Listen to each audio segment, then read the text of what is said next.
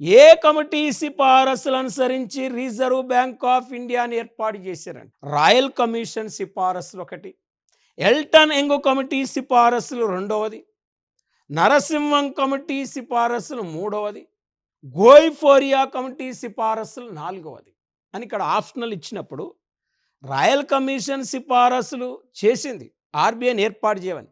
Royal commission సిఫారసులు అనుసరించి RBI ఏర్పాటు సంబంధించిన బిల్లు లెజిస్లేటివ్ అసెంబ్లీలో ప్రవేశపెడితే అది ఆ లెజిస్లేటివ్ అసెంబ్లీ ఆర్బీఐ ఏర్పాటు బిల్లును ఆమోదించలేదు. ఎందుకంటే 1927లో పార్లమెంట్ లేదు కాబట్టి, పార్లమెంట్ లేదు కాబట్టి లెజిస్లేటివ్ అసెంబ్లీలో ఆర్బీఐ బిల్లు ప్రవేశపెడితే అది అనుమతి లభించలేదు.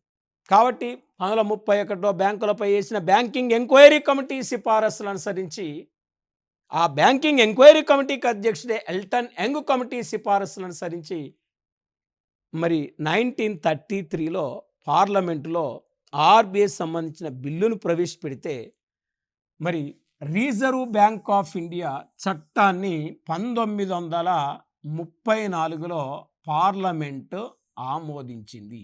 దీన్నే ఆర్బీఐ చట్టము 1934 అంటారు.